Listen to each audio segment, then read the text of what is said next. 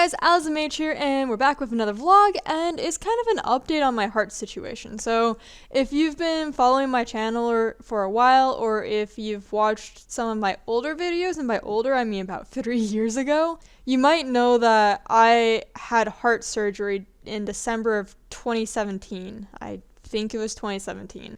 And some history on that is that I had a heart arrhythmia called supraventricular tachycardia, or SVT is how it's usually said. Essentially, what supraventricular tachycardia means is that it's above the ventricle. So it means, I guess it doesn't quite, it's not atrial fibrillation though. It's different. And the symptoms for SVT is that my heart would go really, really fast for no apparent reason. So there's nothing that really triggered it. It would just happen. And this could cause chest pain. It could make me feel dizzy and lightheaded. The room would like blur and it'd be difficult to see. Things like that. I actually went through an entire Zumba session feeling like that. Probably wasn't a smart idea, but that was before I was diagnosed. That was about 6 months before I was diagnosed, actually. There's a corrective surgery for that, called a cardiac ablation. Really, Zuko? Great content. Called cardiac ablation, and pretty much what this is that they put wires up into your heart, they being doctors, electrophysiologists to be precise. They put wires up through your leg, the artery in your leg, artery or vein, one of them, I think it's the artery, goes through there up to your heart and then into your heart to burn the area that is causing the arrhythmia. So how SVT happens is that one half of my heart continues to beat while the other doesn't, which creates my heartbeat to go higher as it's trying to force a beat through because it's not beating properly, and it's like, beat harder! And that is my non-professional explanation of it. It also might be wrong because all this was explained to me like 3 years ago, but I'm fairly certain that's what it is. Because so you have an electrical node that goes through your heart to cause each of the chambers to beat at certain times, and SVT is that there's a secondary path on one part of your heart that then causes a loop, so it just keeps looping instead of going through and creating a full beat. So how that gets fixed is that you burn away the extra path or node. 1, the surgery took longer than it was supposed to. My mom was freaking out. 2, you're awake during it. You're supposed to get enough anesthetic, I think it's called anesthetic, where you don't remember it afterwards. But my grandma has red hair, and I'm assuming that plays into my genetics too, because 1, the Novocaine that they injected into my leg did not make my leg numb enough, and I was feeling pain as they were putting the wires through it, because they're like thick wires and they have to put a catheter into your leg to shoot the wires through. Yeah, I have scars. They had to go through 5 different places to be able to get the catheter in the right place to get to the artery to then wire through. I was awake during it, obviously, and I ended up remembering it. I remember the feeling of my heart going over 200 beats per minute, because what's supposed to happen is when they put the wire up into your heart, it is supposed to cause your heart to go into arrhythmia, so then the surgeon can locate where that node is that's causing the problem and then burn it away. My heart didn't go into arrhythmia when the wires got there, which was a bit of a problem, so they had to medically induce my arrhythmia. Which, when it was diagnosed, my beats per minute was around 175 to 180. During this, it got to 200 or 215. It feels like you're dying. Like, your heart going over 200 beats per minute is not something that's supposed to really happen, and it felt like I was dying. Like, the anxiety attack that you get from such a sensation is terrifying, to the point that one of the people in the ORs, from little medical knowledge I have, they try to limit the number of people in there as much as possible. So with that in mind, one of the people in there, their sole duty was to try to calm me down and be emotional support. Also, there's this huge ass TV to your left, or at least it was on my left, and the surgeons were like down by your legs because that's where the entrance to your heart is. And I could see the wires in my heart. Like, I could watch them go up to my heart. That part I was like fine, because I wasn't at 200 beats per minute. That was when they were trying to induce it, and then yeah, they hadn't magically induced it. It was fantastic. Anyways, this is all like old news. We're in the now. So after my surgery, my doctor came back and told me that they got about 90 to 95% of the electrical node burned out, but it was so close to my original node that he was scared to get too close to the correct node, because if he burned that, that's open chest surgery to put in a pacemaker to beat for my heart, which is a problem. And yeah, so he was like, I don't want to put a 20-year-old on a pacemaker today. I was like, that's fair. I don't want to be on a pacemaker. Which, don't get me wrong, I'm not complaining. Even now, with it coming back, I think, I'm not complaining.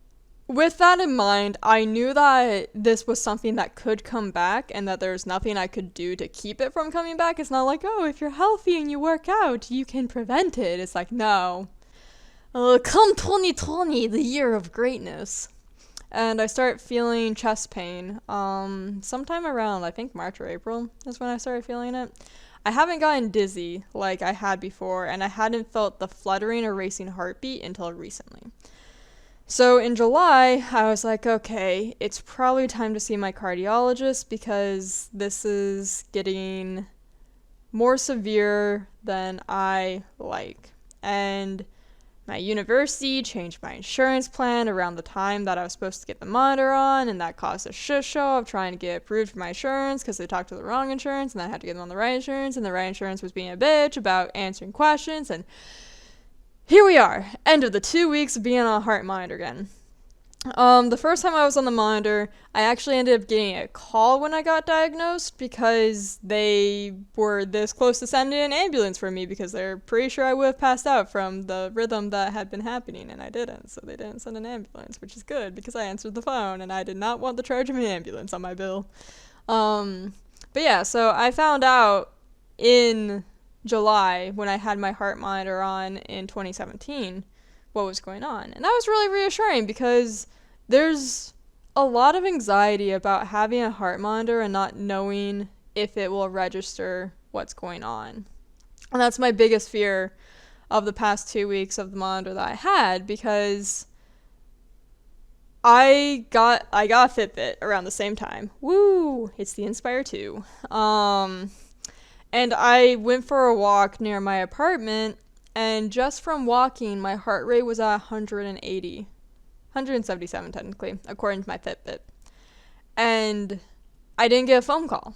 And the first time that happened that I'm aware of, I got a phone call, because that day I had been sitting on a dock of a lake with my feet in the water, and I was walking back from it to the car, and I got a phone call, and they're like, this is the second time we're calling you.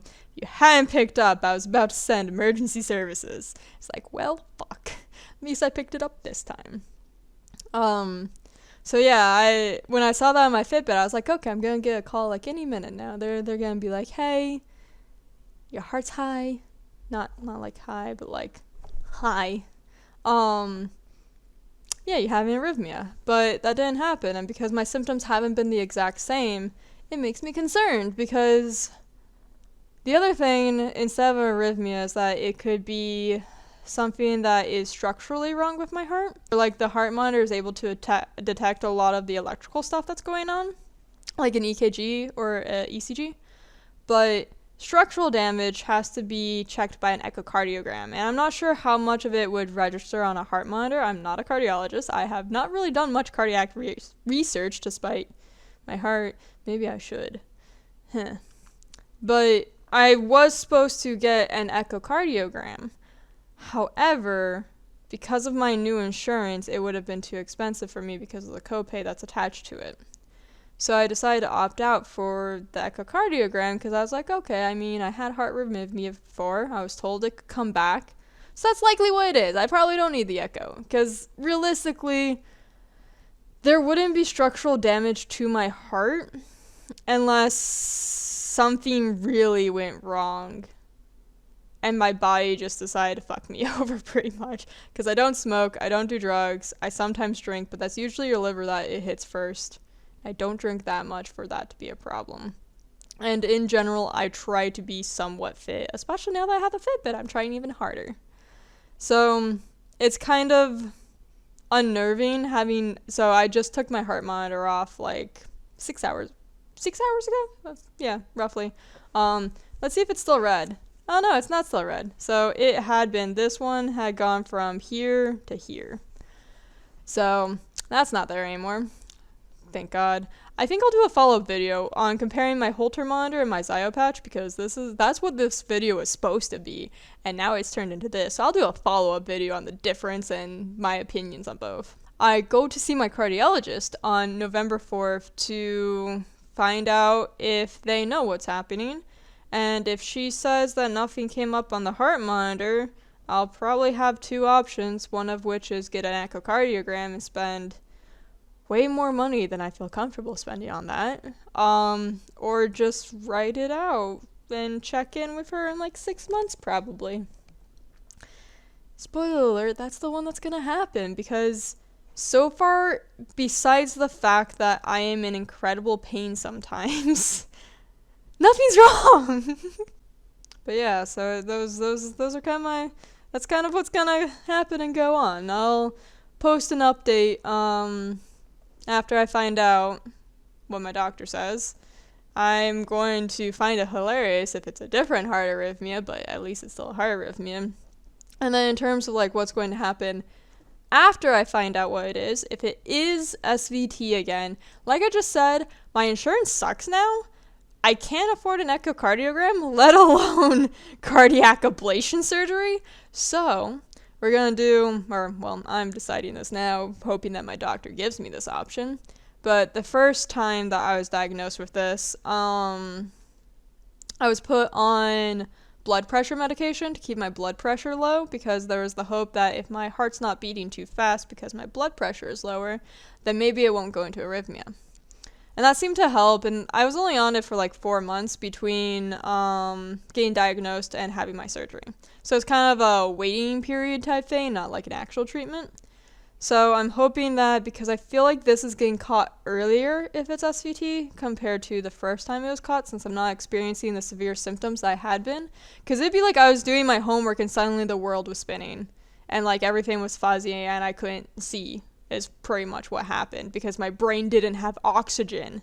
Like, that's literally what it came down to, is that my brain wasn't getting oxygen, so I started shutting functions down. So yeah, I'm hoping that because this is caught earlier, if that's what it is, I could be on the blood pressure medication for longer until I had a insurance that would cover the surgery more. SVT isn't really something that is lethal unless you faint when you're at a high place. I remember that from the first time that I visited with my cardiologist, because until I was diagnosed, I didn't have a cardiologist. One of my first meetings with her, I was like, well, is there anything that I should be avoiding? And she's like, don't stand at tall places you can fall from. And I'm like, okay, great. So it's not lethal. It's just that as it gets worse, the attacks, like the instances of it, become more frequent and the chances of passing out increase, which there's the risks of passing out, which is like falling and hitting your head or falling from a great height and dying, which I think is what she was saying. So it's not like it's super concerning. It's just kind of aggravating, and I've never passed out in my life, and I don't want to start now. So yeah, like I said, I don't think it's even close to that point yet, because back in yield days, I actually first started feeling the symptoms of my SVT when in 2013, because that was one of the first questions I asked my primary care physician in New Hampshire. I was like, my chest hurts. Why? She was like, were you sick recently? I'm like, yeah. Were you coughing a lot? Yeah. Probably just residual pain from how much you were coughing and like the stress that put on your lungs. I was like, okay, because I was 16 and this is a medical professional telling me not to worry about it. Which, in her defense, when a 16-year-old complains about chest pain, I would not think heart arrhythmia either. So on that note, it's like, if these are following similar timelines, I have a pretty good amount of time before it's a problem. Because 2013 to 2017, for those of you who can't do basic math, which is me during D&D, is 4 years. So, if these are on similar trajectories, I won't start feeling like passing out or like the world getting fuzzy until 2 to 3 years from now. Because that happened my sophomore year of college, and my surgery was my junior year, so that would have been 3 years. So yeah, it's not horrible yet. Check back in a couple of years, or check back in like 2 or 3 weeks once I have my results and know if that's actually what's going on or not. Because if I'm wrong and it's not SVT, then I really want to know why my heart is hurting. Because it's like, so where I showed you of where the patch was, it was about right here. And most of the pain I was feeling was either like right here, like pretty much right next to it and slightly lower. So I know it's my heart. They tried telling me it was acid reflux at first, and I was like, no, this is not acid reflux. I'll keep you guys updated.